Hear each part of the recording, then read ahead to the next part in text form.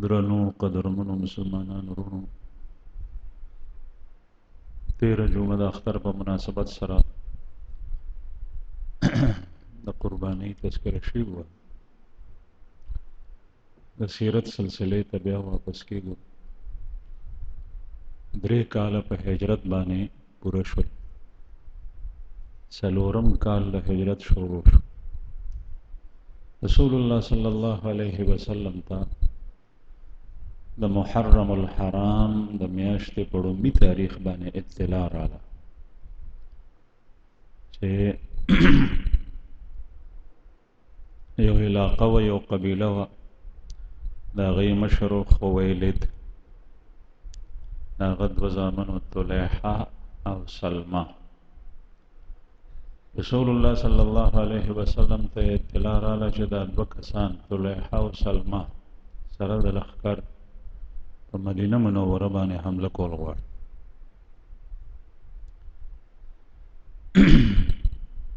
او دشمن دا کوشش وی، د شیطان هم دا کوشش دی، د کافر هم، چې کله مسلمان کس، مسلمان قوم، مسلمان حکومت او سلطنت مضبوطیږي، دوی کوشش کوي چې دا کمزوري کو ابتدا کوي، او چې کله په ابتدا کې کمزوري شي بیا همیشه لپاره خبره ختمه، او که چېرته دا رانه مضبوط شو بیا د وهل ګران. نو په هغه علاقو، په هغه ملکونو باندې کافر ډیر چړ او تیز راځي چې هغه ورته کمزوري ښکاري، معیشت په لحاظ سره، اقتصادیات په لحاظ سره. او تاسو نن سبا دا حالات تاسو نه پټ نه دی، د دنیا ملکونه تاسو ته پته ده، برما، فلسطین، کشمیر کمزوري ښکاري ورته، افغانستان او عراق هم په څو وجوهاتو باندې دغسې مختلف ځایونه، شام.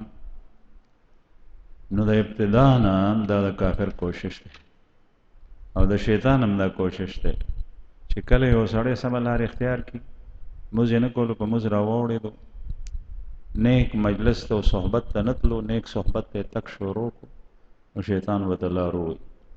دغه وخت کې په ډېر زور اچوي چې داسې مختلف سوالات، اشکالات په زړه کې اچوي چې دی د دې لارې نه راواوړي.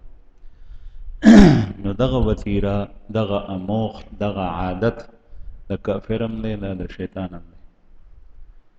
نو مدینه منورې ته چې رسول الله صلی الله علیه وسلم راغلو، نو د مسلمانانو مونډ مضبوطېدو، خپې کلکې شوې، جوړې مضبوطې شوې د اسلامي ریاست او حکومت.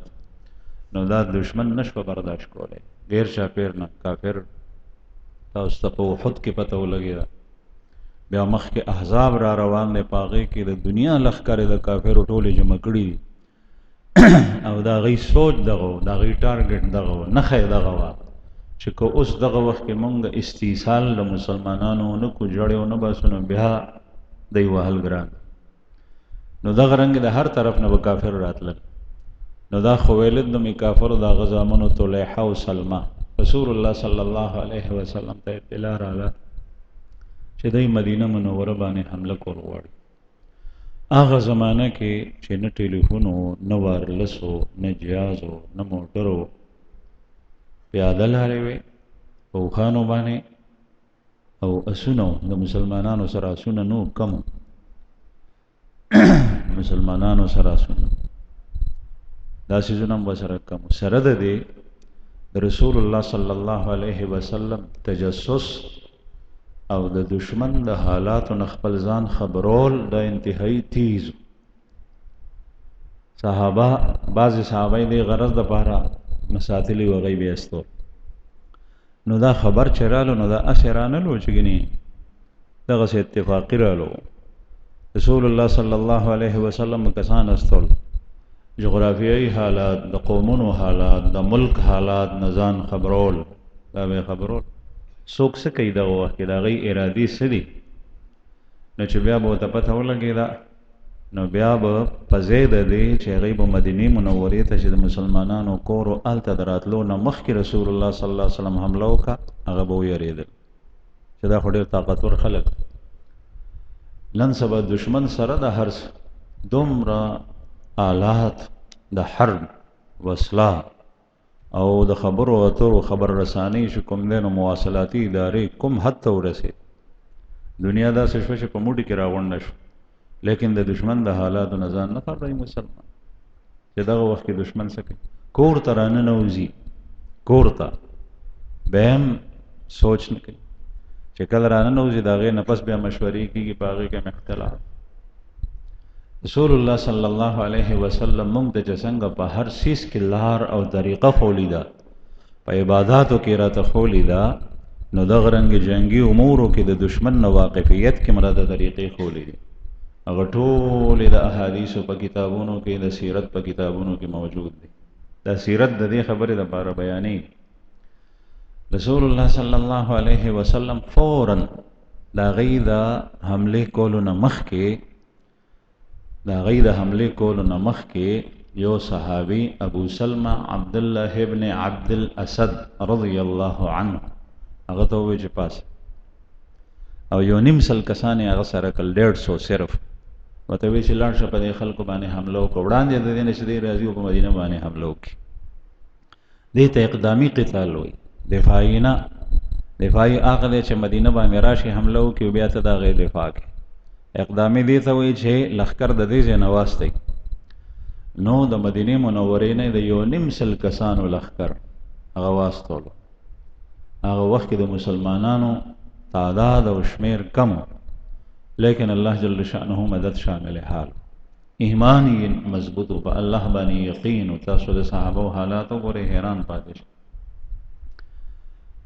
دغه ابو سلمہ عبدالله ابن عبد الاسد رضی الله عنه یو نیم سل کسان ځان سره کړل هغې علاقې ته لاړو د هغې چې څومره قبایلو هغه مشرانو طلیحه او سلمہ هغه ټول خلک وتښتېدل میدان نه چې ویې کتل چې دا خو مسلمانان راړل په هغې باندې روب پرېوت د مسلمان روب ډېر محمد رسول الله صلی الله علیه وسلم فرمایي بعضی سیزونه داسې دي یو حدیث مبارک کې 3 سیزونه فرمایي چې دا خصوصیت سره ما ته راکړی شوي دي بل چاته نه او خصایص النبی علیه الصلاة والسلام نورم ډېر دي په دې باندې مستقل کتابونه لیکلی شوي زمونږ د خوږ پیغمبر صلی الله علیه وسلم امتیازات او خصوصیات یو په هغې کې دا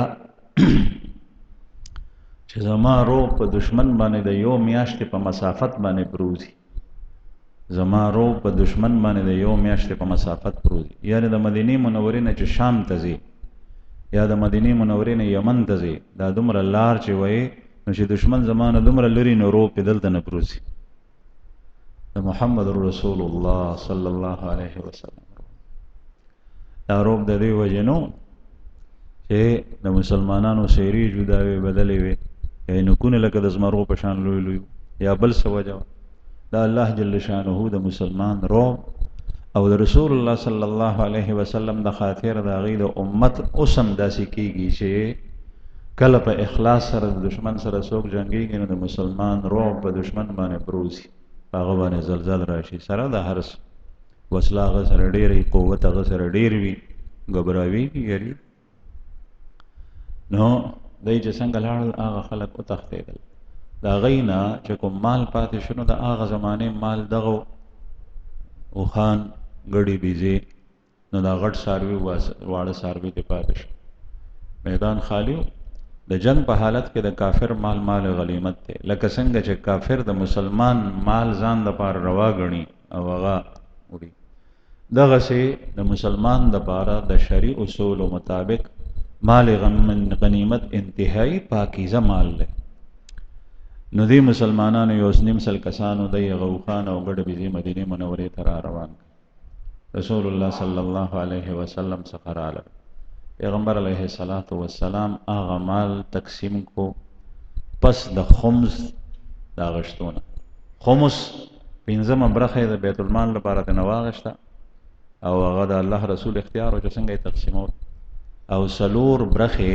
هغه په غانمینو کې په مجاهدینو کې په غازیانو کې تقسیم کې دا طریقه د مال غنیمت چې خمس به هغه بیت المال واخلي او څلور برخې بیا په هغې کې تقسیمېږي. دې سره جنګېدونکي کسان هغې ته طاقت او تقویت هم ورسي، هغې نیت خالص د الله رضا حاصلول وي، اعلای کلمت الله وي، او دې سره نور قوت ورسي، مضبوط شي. نو په دغه کې بغیر د جنگ نه چې دا کوم مال رسېدلی نو یو صحابي ته اووه خان او پته لګي نه چې واړه څاروي څومره دا رسېدلي وو په مال غنیمت کې. اووه خان ډېر شی هېڅ بېسه بغیر د جنگ نه. دا د جهاد برکات وي. رسول الله صلی الله علیه وسلم د حکم تعمیل د صحابه وکړه. بیا په 5 محرم باندې دا واقع په 1 محرم باندې وشو. 5 محرم باندې یو بل کسو داغه نوم خالد بن سفیان حذلی للحیانی، خالد ابن سفیان کافر و مشرک، او د اراده وکړه چې زه په مدینه منوره باندې حمله کوم. غیر چاپېر نه آفات رسول الله صلی الله علیه وسلم ته مخې ته علوم وحی د بر نه چې کوم علوم راتلل د الله جل شانه کتاب نازلېدو، احکام د خلکو دپاره راتلل، هغه رسول بیلو خلکو او دې سره سره چې کوم دی نو د اسلامي مملکت حفاظت هغه بیلو، د خطرات د هر طرف نو دا 1 باندې دا واقع وشوه.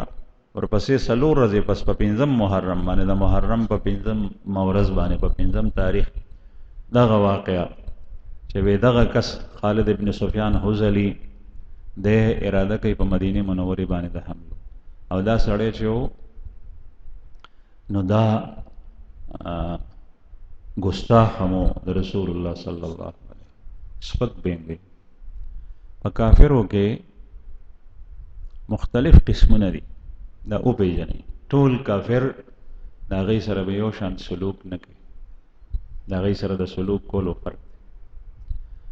یو هغه کافر دی چې هغه دی کافر خو ستا دین پورې ټټوبې او خندا نه کوي او ستا په ملک کې په دارالاسلام کې پاتې کېږي او ډېر د امن وخت تېروي، مسلمانانو ته هیڅ تکلیف نه رسوي، د خپل دین پرچار نه کوي.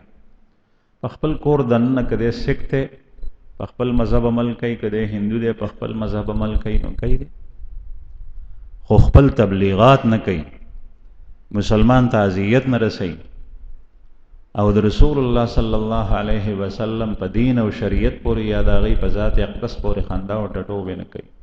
نو دا چې د امن وخت تېروي نو دا کافر او مشرک ده ته ذمي وي، د ده مال محفوظ دی، کور محفوظ دی، هیڅ یو مسلمان ته دا نه ښایېږي چې د کور ته او بال بچ ته مال ته نقصان ورسوي.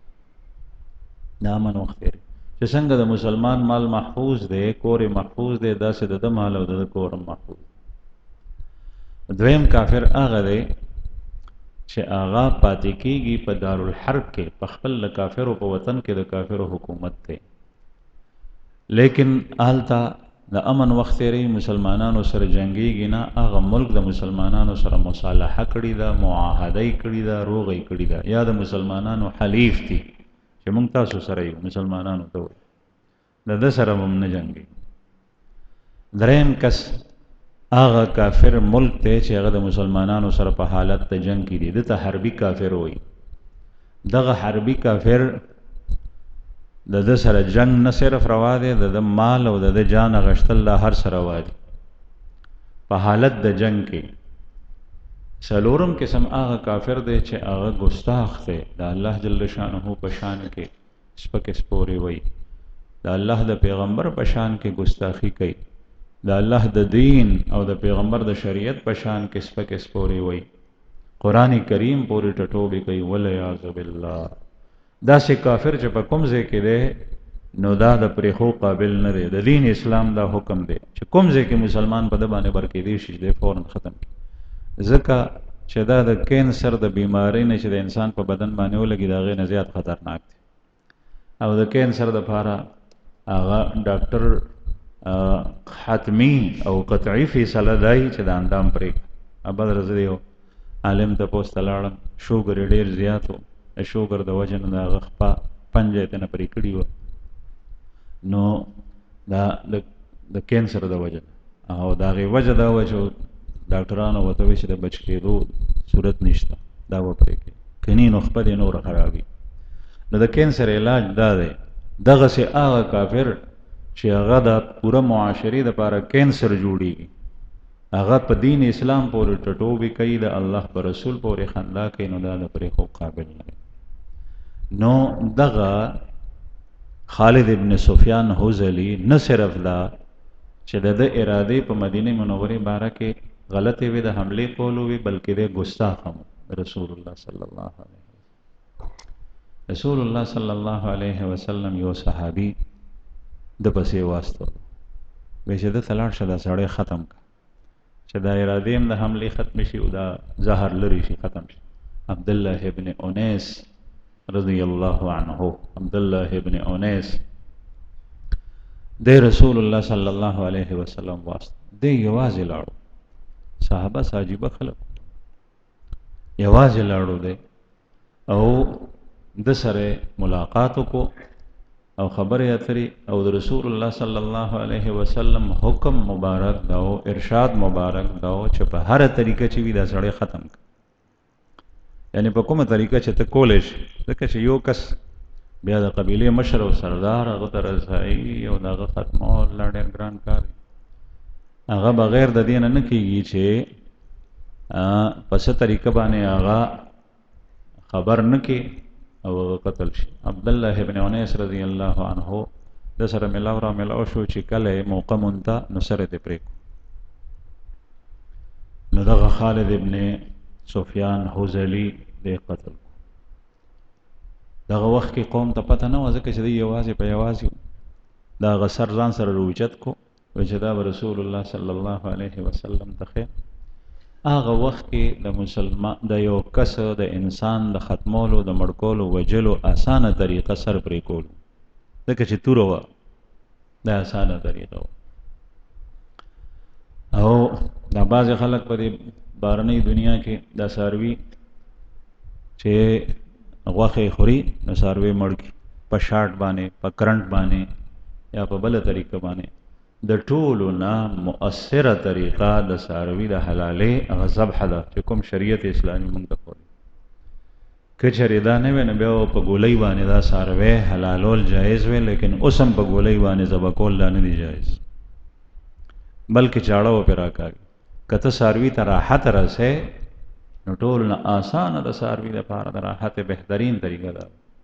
قربانۍ اختر تیر شو، رسول الله صلی الله علیه وسلم تعلیمات هم دغه دي، چاړه به ښه تیره ساتئ او د مخکې نه به یې تیره کړئ، پسې چاړه نه. نن سبا خو په هر یو څیز کې دوکې شوې، هر یو څیز کې چاړه به نه وي راړې تیره چې په څاروي باندې راکاږي، سرمن به نه پرېږدي، دوه درې چاړې په باندې کله کله بعضې خلک بدلي، نو چاړه تیره ساتل پکار دي. او رسول الله صلی الله علیه چې څاروي ته ازار او تکلیف ونه رسي، او چاړه چې تیرې نو د څاروي په وړاندې به نه تیرې، کسابان د څاروي په وړاندې څاروي ته مخامخ ولاړ او ته ګوده، ځکه چې دې سره څاروي ته اذیت او تکلیف رسي. او چې څاروي قربانګاه ته راولې نو سختي به ورسره نه کوې، په څه طریقه به نرم او په پسته به یې راولې. مخکینی خپه به حدیث مبارک کې راځي نه نیسي چې رای کاږي، داسې لکه وړوکی څاروی دی ګډه بیزه د سپی نه یې نیسي رای کاږي، په درې خپو راځي، داسې به نه کوې، اذیت او تکلیف ورته رسي. بیا چې کله حلالې نو چې دعا غواړې نو څاروي د راغورځولو نه مخکې هر څه وکړه. بعضې ځایونو کې ما ولیدل چې 15 منټه 10 منټه څاروی راغورځولی په رسو باندې ورته خپې تړلي، دی دعا غواړي. هلکه د دعا د غوښتو دا ټایم دی، هغه بې ګناه تزنې زر پې چاړه راکاږه چې سای اوځي. نو دین اسلام کې د یو حیوان او د ځناور دپاره دا احکام، نو بهر حال د دې تزنول نه بغیر دعا چې غواړي نو څاروی ولاړې دعا وغواړه چې څومره غواړي هغومره، 15 منټه دعا وغواړه، خو څاروی د تنګولو نه مخکې. او چې کله دعا وغوښته د هغې نه پس، ځکه چې دعا په سملولو باندې نه، د دعا د ذبح سره اتصال ضروري نه دی، بلکې د الله اکبر د بسم الله الله اکبر اتصال د ذبح سره ضروري دی. چې څه وخت حلاله کې نو بسم الله الله اکبر هغه ساعت وایه، دعا خو مخکې نه وغواړه. نو بهرحال عرض مې دا کولو چې دې صحابي عبدالله ابن انیس رضی الله عنه د دغه کافر سر ځان سره راواغشتو او د علاقې نه د آبادۍ نه راووتو او فوراً په یو غار کې اوسمسه کې پټ شو بهر. خلک به ورپسې ګرځي ځکه چې د قبیلې سردار یې وجلی شوی. خلک ډېر ګرم و، ګیر چاپېر ګرځېدل. نو د ده څخه هم رالل، دی چې کوم غار کې و په دې لاره هم تېرېدل، دی دننه پټ و. د ده د غار باندې جولاګي جاله واچوله او دا مشابهت د خوږ پیغمبر صلی الله علیه وسلم سره شو. دا کار دومره الله پاک ته محبوب و. تاسو وګورئ، یو ستا په نږدې باندې د کار ښه کېدل دي او دا کار بد دی، دا ناروا دی، یو د الله جل شانه په نږدې دی. مسلمان د الله بندی، کوم کار چې د الله خوښي هغه د مسلمان خوښي، کوم چې د الله نه خوښ هغه د مسلمان نه خوښ. د کافر سره به محبت نه کې، د هغه د کفر د وجې نه محبت وسره کې. قرآن کریم کې ځای په ځای الله جل شانه منع فرمایلی، کافر کره پخکړې واسطه ترکاری ور کړه واسطه، هغه سره تعاون وکړه. کګر چا پیر مسلمانان ټول ماړی په غوخه ور کړه واسطه خیر، خو هغه سره به محبت نه کې، هغه سره به دوستی نه کې. مسلمان باندې به کافر ته ترجیح نه ورکې، ځکه چې کافر د الله دشمن دی، په دشمنی به ساتي. قرآن کریم کې الله پاک د شیطان په باره کې وایي او کافر ټول د شیطان په پل روان دي. ان الشیطان لکم عدو فاتخذوه عدوا انما يدعو حزبه ليكونوا من اصحاب السعیر. شیطان تمہارا دشمن ہے، شیطان ستاسو دشمن دے، دے په دشمنی اونی سی. فاتخذوه عدوا، دے په دشمنی اونی سی، یعنی خپل سوچ، خپل نظریه، خپل عقیدم دا جوړه کړه چې دا زما دشمن. یو خو یو سړی ستا دشمني او تا ته پته نه، ته دوست ګڼې او هغه وي ستا دشمن، او چې څه وخت تا ته نږدې شي په تا باندې پټ ګزارو. او یو دا ده چې تیم دشمن ګڼې، نو چې ته دشمن ګڼې نو اوس به ځان بچ کې، حذر به نه کې چې ویني د هغه سترګو ته به ګورې، د هغه تندي ته به ګورې چې د ده څه ارادې دي. قرآن کریم کې الله جل جلاله فرمایي، عبدالله ابن انیس رضی الله عنه ناست او جولاګي باندې جال واچ. رسول الله صلی الله علیه وسلم په غار سور کې او د سیرت په دغه سلسله کې تیر شوی دي چې جولا په غار باندې جال اچولي.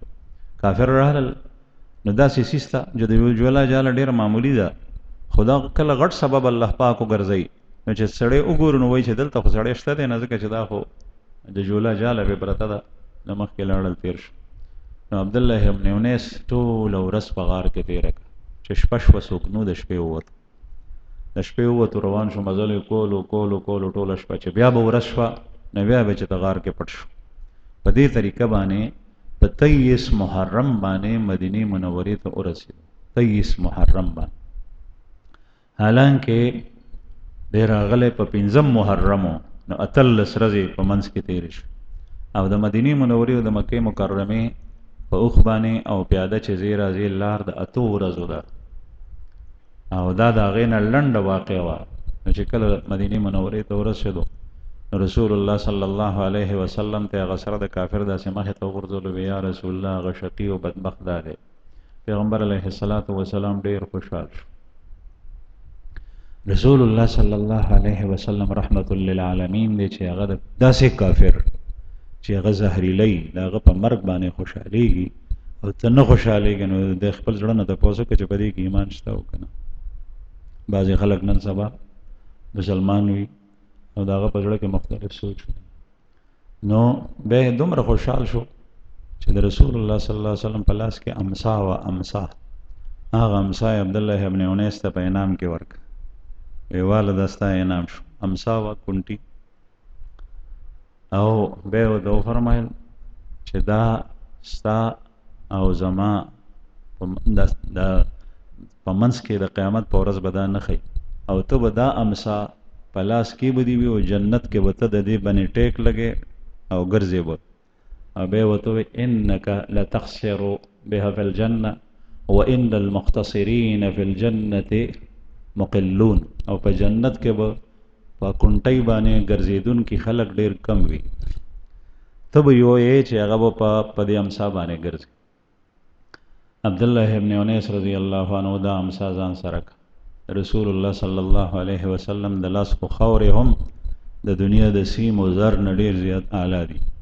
بیا امسا عبدالله ابن انیس چې څومره پورې ژوندی و د امسا ځان نه بېله کړې نه وه او چې څه وخت یې مړ کېدو نو وصیت یې وکړو چې دا امسا ما سره په کفن کې دننه کېدی نو هغسې وکړل چې غسل یې ورکړو په کفن یې کړو نو امسا یې ورسره کېښو په قبر کې ورسره هغه امسا ښخ ما ته رسول الله صلی الله علیه وسلم ویلي دا به زه په قیامت کې ځان سره راوړم.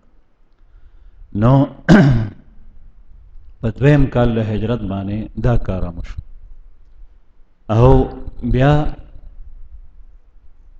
یو بل واقعه په سفر په میاشت کې چې هغه د نوي کال دویمه میاشت دا میاشتې یادې ساتئ مخکې م تاسو ته د دې تذکره شي و ډېرو مسلمانانو ته د میاشتو نومونه هم نه ورځي چې کوم حساب د الله او د الله رسول په نږدې دی محرم صفر ربیع الاول ربیع الثانی جمادى الاولی جمادى الثانیه دا جمادى الاولی دی بعضې طالبان او مولیان صاحبان هم جمادی الاول وی جمادی الاول نه دی جمادى الاولی جمادى الثانیه رجب شعبان رمضان شوال ذوالقعده ذوالحجه 12 میاشتې دي اسلامي لکه څنګه چې دا نور 12 میاشتې قرآن کریم کې الله پاک فرمای ان عدة الشهور عند الله 12 شهرا فی کتاب الله یوم خلق السماوات والارض د میاشتو شمیر د الله جل شانه په نږدې 12 دی قرآن کریم کې دی دا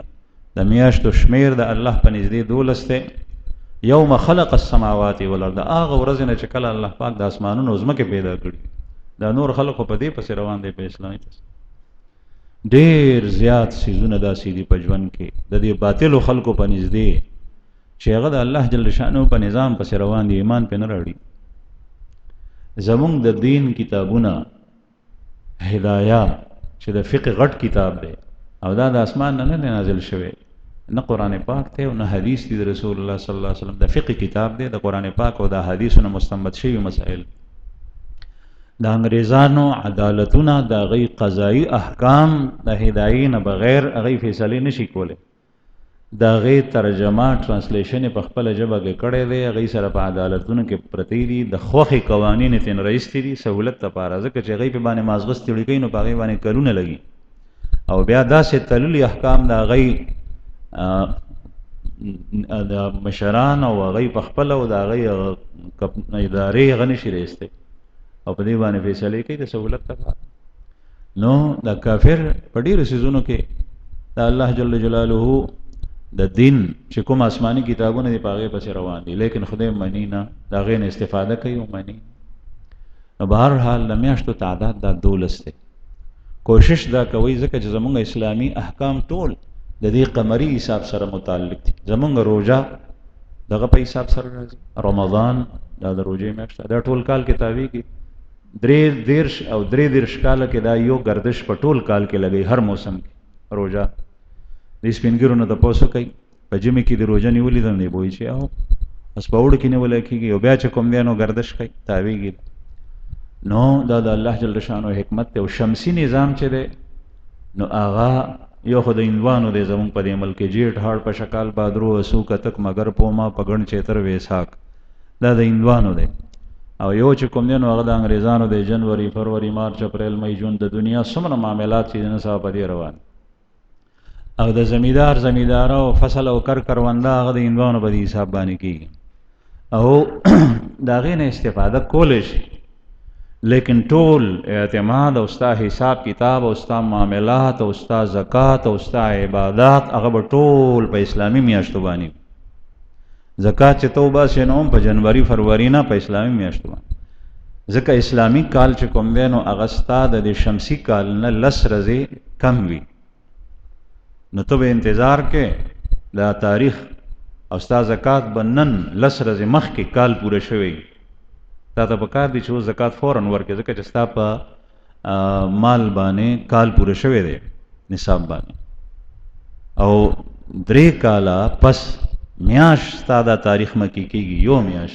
3 کاله پس او 6 کاله پس 2 میاشتې مخکې کېږي نو چې 6 کاله ته هماغسې په شمسي حساب باندې زکات ورکې نو تا باندې د 2 میاشتو زکات پاتې شو 2 میاشتو زکات در باندې پاتې په کار دا دی چې ته په قمري حساب سره کې په هغې سره نه نو به هر حال عرض مې دا کولو چې د محرم میاشت چې تېره شوه د سفر په میاشت کې بیا یو بله واقع وشو. رسول الله صلی الله علیه وسلم ته مدینې منورې ته څه کسان راغلل، د دوو قبیلو خلکو، عضل او قارا. دی راغلل، دی نبی کریم صلی الله علیه وسلم ته عرض کو چې یا رسول الله زمونږ خلک نوي نوي مسلمانان شوي دي او هغوی ته د دین اسلام واقفیت ضروری دی چې په دین اسلام باندې پویا هغوی ته حاصل شي، پوه شي. نو داسې انتظام په کار دی مونږ ته څه کسان مونږ سره که چې هغه زمونږ سره لاړ شي او زمونږ د قوم ته تعلیم ورکړي. نو رسول الله صلی الله علیه وسلم وفرمایل چې ټیک ده.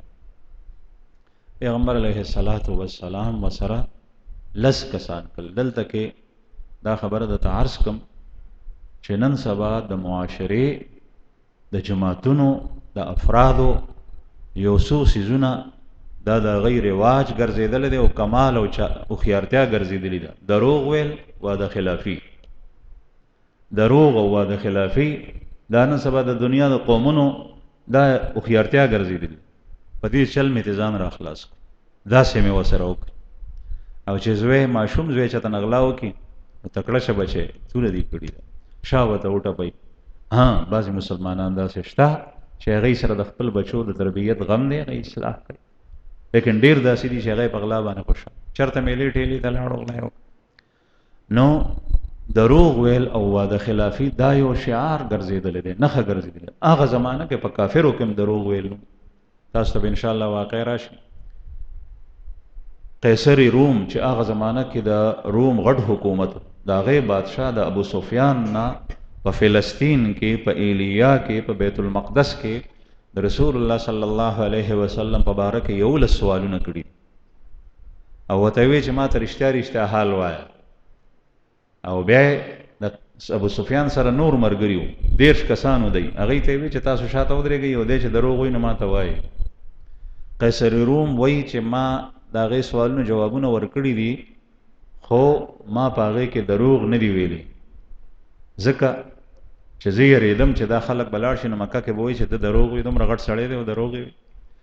نو ابو سفیان دغه وخت کې د کفر او د شرک په حالت کې دی او هغه دروغ نه وایي. او چې کوم سوالونه یې کړي دي قیصر د نبی کریم صلی الله علیه وسلم په باره کې، نو ده ورته هغه جواب ټیک په ټیک ورکړی. هغه ته تپوس کوي چې د ده نسب څنګه دی، وی اعلی نسب دی.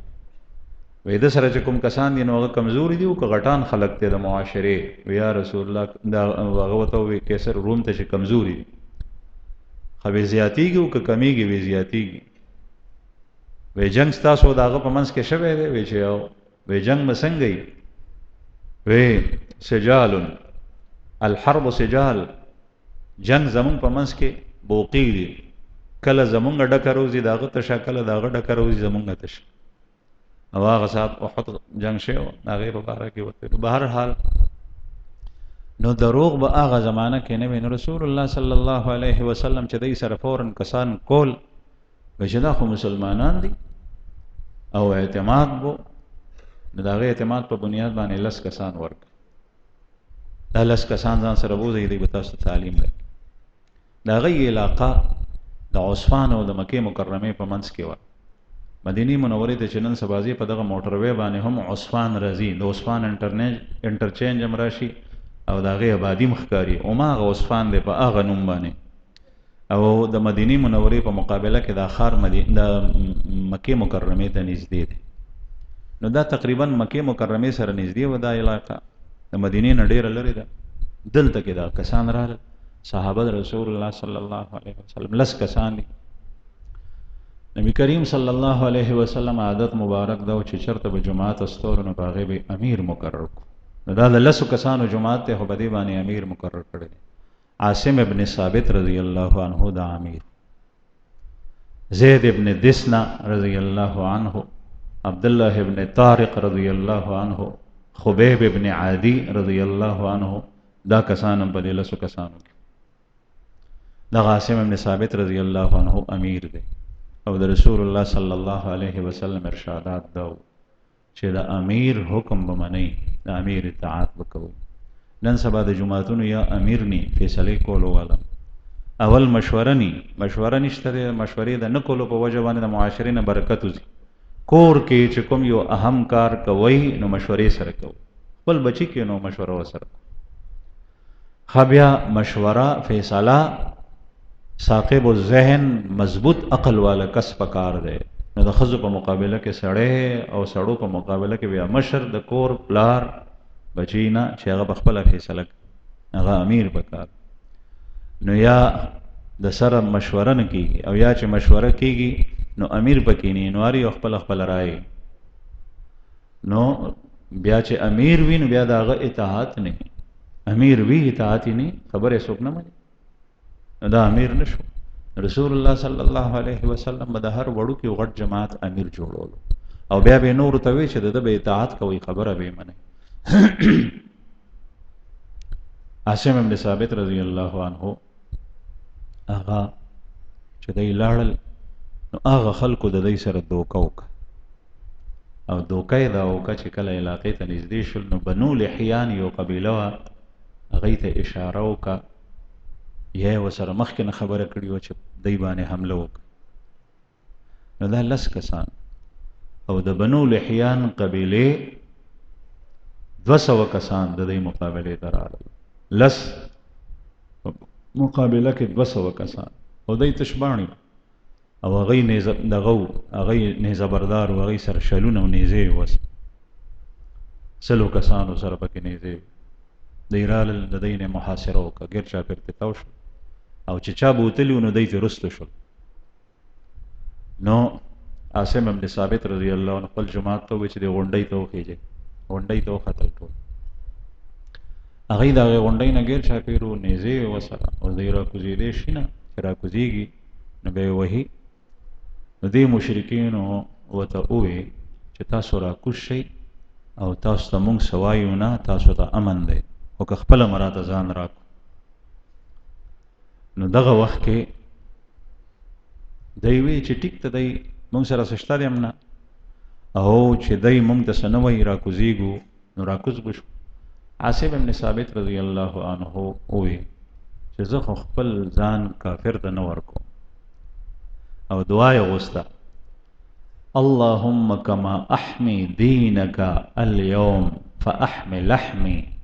یا الله چې نن ورځې زه ستا د دین څنګه حفاظت کوم نو دغه رنګې ته زما بدن محفوظ کړي، زما بدن محفوظ کړي د دې کافرو د نجسو لاسو ته زما بدن مور کړي. نو الله جل جلاله دی محفوظ کو نو دی وی چې زه د دی په وینا نه کوزېږم. نو ورسره جنګېدو چې څومره وسې و اخر کې شهید شو. او د دې عاصم ابن ثابت رضی الله عنه بیا عجیبه واقعه دی. عاصم ابن ثابت سلافه نومې یو ښځه وه د هغې بچي د مړ کړي په جنګ کې د ده د لاسو نه قتل شي. نو هغې اعلان کړی چې ما ته که د ده کپرۍ چا راړه د ده د سر کنډول زه به په هغې کې اوبه څکم. دومره غوسه و تا وغښتې نو زه به هغه ته انعام ورکم او په انعام کې 100 اوښان ایستي وو. 100 اوښان ډېر شی. نو مشرکین چې کوم دی نو هغې هر یو کس زور لګولو چې زه لاړې ځکه چې مړ دی مړ سړی چې کوم دی نو د هغه سر راړل خو دا ډېر اسان کار دی. دا بیا وروستۍ واقعه ده. نو چې کله عاصم بن ثابت رضی الله عنه ته دا خلک نږدې شو نو الله جل جلاله غیبي د یو طرف نه دا ډمبرې نه دي ډمبرې سرې مچۍ دا یې په باندې راواست. د هغه د لاش د پاسه ګیر چاپېر بڼېدې او دومره لښکر رالو چې د کافر مشرکین نه شول نږدې کېدی. نو دی وی چې دا خو ورځ ده چې نږدې کېدل به هغه ډمبرې به پرې راتلې سرې مچۍ وې خطرناکې. دی وی چې دا خو ورځ ده نه کېږي اوس چې شپه شي دا ډمبرې چېرته قلارې شي نو بیا به دا لاش سر به ترېنه پرې کړو. نو د شپې انتظار یې کولو چې شپه شوه نو الله جل شانه یو طرف نه سیلاب راوست. نو هغه سیلاب د حضرت عاصم رضی الله عنه هغه لاش هغه یوړو او دې کافرو ته اړو پته ونه لګېده. دی چې سترګې پرانیستې چې کتل یې نو په ځای باندې سنو. نو الله جل شانه د ده دعا چې کومه یې د الله پاک نه غوښتې وه هغه یې قبوله کړې. یو دا دعا غوښتې وه، یو دا دعا غوښتې وه اللهم اخبر عنا رسولک صلی الله علیه وسلم. یا الله خپل پیغمبر ته زمونږه زمونږ حالات ووایه چې مونږ سره څه شوي دي. مونږ خو راغلي د تعلیم دپاره او مونږ سره د کافرو داسې وکړه. نو دا یې او دریم د څه اشعار ویلي دي: ولا أبالي حين أقتل مسلما على أي شق في الله مسرعي. زما په دې خبر هیڅ پروا نشته دی چې زما په کوم طرف باندې زه پروزم، یعنی مړ کېږم په هر ځای کې چې وي، خو چې دا زما د الله لپاره. ولا أبالي حين أقتل مسلما، मुझे कोई परवाह नहीं जबकि मैं मुसलमान मारा जाऊं. अला अय्य शक्किन फिल्लाहि मसराई, कि अल्लाह के लिए मेरा घिरना किस तरफ हो, मैं किस तरफ भी गिर जाऊं मुझे कोई परवाह नहीं है, लेकिन यह है कि मेरी मौत अल्लाह के रास्ते में आ जाए. او کچره الله اوغواړي نو زما پدې جوړونو کې، زما پدې هډ هډ کې چې دا پرې کړې شي نو پدې کې به الله پاک برکت واچي. نو د دې حضراتو په مخ کې قیامت او جنت او آخرت او زکه داسې دعا وسته. د یو سړي چې په دنیا باندې نظر وي هغه وایي چې زه ټوکړې شم نو بیا څه پاتې شو، بیا خبره ختمه شو. د دې اصل نظر د زړه سترګې په آخرت باندې لګي چې الله جل شانه په دې کې برکت اچولی شي او دا غي نه پس بیا دې شهید شوی. نو بهر حال دغه عاصم ابن ثابت رضی الله عنه او د سره نور کسان دی او کسان شهید شول، 3 کسان غیر اکوش، یو عبد الله ابن طارق رضی الله عنه، یو زید ابن دسنه رضی الله عنه، یو خبیب ابن عدی. چې څنګه راکوش وغي وعده کړی و چې موږ تاسو ته نه وایو، نو چې راکوش شول نو راکوزیدو سره چې د ځان ورکو نو د مشرکینو د دای د لیندونه آغا تارونه پرانستل مزي او د دې لاسه په کلک وتړ. نو عبد الله ابن طارق رضی الله عنه چې د دې مرګره وغه ته وای چې تاسو خدا خړومبه غدر دی چې تاسو موږ سره کوي، لوز ممات کو تاسو وی چې موږ د تاسو نه وای او بیا زمونږ لاسونه ولې تړي، موږ سره زور رواني. نو دوه ته وی چې تاسو دې ځکه موږ سره داسې دوکا او غدر کوي، نو بیا چې موږ مخکې لاړ شو خدای خبر موږ سره ویارستو څه کوي، زه سره نظم. نو غیر اخکلو دینت لنو آخر کې دیم شهید کو عبد الله ابن طارق رضی الله عنه. دا 2 کسان پاتې شول، خبیب ابن عدی رضی الله عنه او زید ابن دسنه رضی الله عنه. زید ابن دسنه رضی الله عنه د چې مکی ته لاړو نو صفان ابن امیہ چې دغه وخت کې کافرو او د پلار امیہ ابن خلف په بدر کې وجل شو او دی زید ابن دسنه دغه په قتل کې شریکو. نو دی صفوان د خپل پلار د وجه نه دی واغشتو په بیا پیسې په غټه ورکې، چې زما پلار د وجل د نو زده قتلو. نو صفوان ابن امیہ انتظار نو کو بلکې چې څنګه لاس ترار نو فورن د دې غلام نستاس، هغه نستاس غلام وسره کو وې دې بوزا او دې الته کې قتل ک. نو تنعیم ته راوست. تنعیم د مکه مکرمه سره متصل حل حلال از مکه د حرم نه بهر او دا د حرم سره ډیر نږدې، مکه مکرمه سره ډیر نږدې حل دی، تقریبا 3 کیلومتر په فاصله کې. نور دومره نږدې ځای د حل نشته او تنعیم په اصل کې د غر نوم دی. نن سبا چې څومره زائرین مکه مکرمه ته لاړ شي حج یا عمره ته او څوک لنډ عمره کول غواړي نو هغه تنعیم ته لاړ شي. هلته کې جمعات ته مسجد تنعیم وته وي او دا جمعات په هغه ځای کې دی چې کوم ځای رسول الله صلی الله علیه وسلم حج ته راغلی او بیبي وسره حضرت عائشه رضی الله عنها نورې بیبیانې وي. نو د عذر د وجه نه د ام المؤمنین حضرت عائشه بیبي نه عمره پاتې شي و.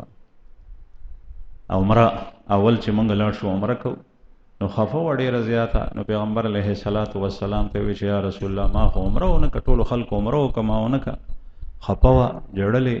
رسول الله صلی الله علیه وسلم وته فرمایل چې فکر مکو او دا کیسه د الله جل شانه د طرف نه ده، ماهواری راغلی و چې کله حج وشي د حج نه پس چې کوم دینو بیا عمره ته لاړ شي. به رور سره واستوله د دې رور د ام المؤمنین عبدالرحمن ابن ابي بکر د ابو بکر صدیق رضی الله عنه زویو، صحیح بخاری کې دی.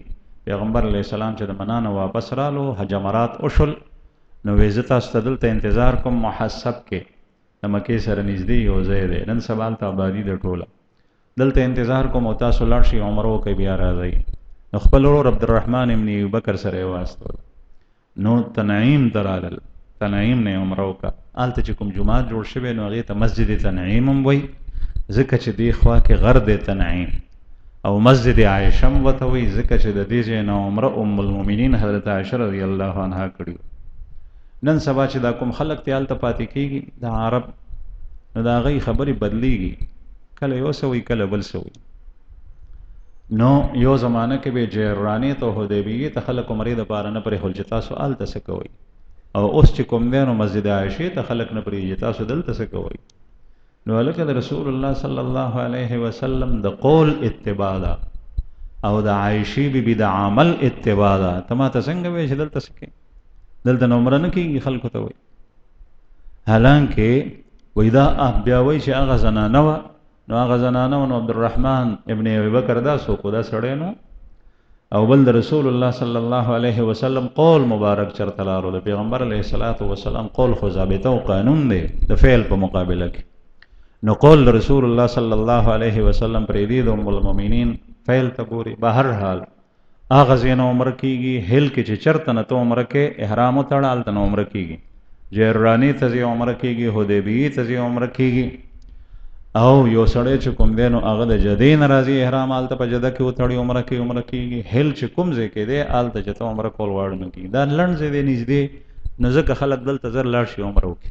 به هر حال دې ځای کې صفوان ابن امیہ دغه زید ابن دسنه رضی الله عنه دی راوستو، چونکې د ده پلار یې وجلی نو وی چې دی قتل که نستاس غلام په ذمه دا کار ولګولو، او مکه کې اعلان وشو چې تماشې ته خلک لاړ شي. نو د ده د قتل تماشې ته مشرکین ټول رال. تنعیم خوشی ځای و، هلته کې قتلی ګیر چاپېر تماشګیر ولاړ دي، په هغې کې ابو سفیان هم دی. دا یاد ساتئ چې دا ابو سفیان وروسته مسلمان شوی دی، او دا صفوان هم وروسته مسلمان شوی دی. دې وخت کې کافر و.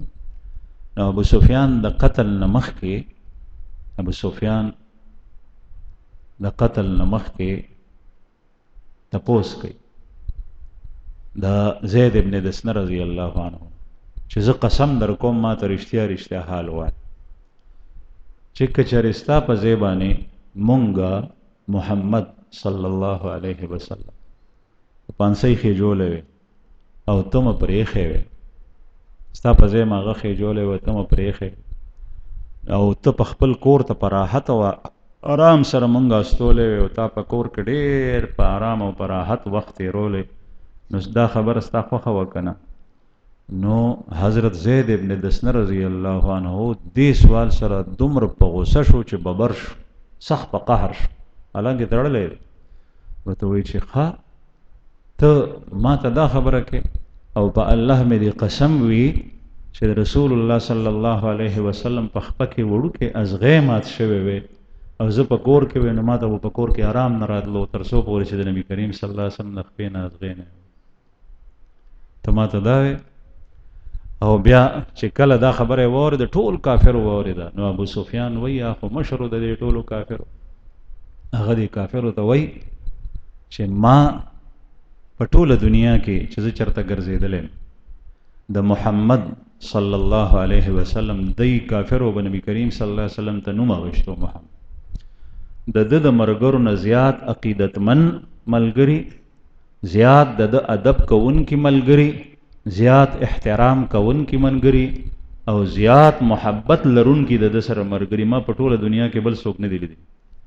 د محمد صلی الله علیه وسلم د ملګرو چې د هغه سره کوم محبت دی، کوم عقیدت دی، کوم احترام دی، دا په دنیا کې د بل چا نشته.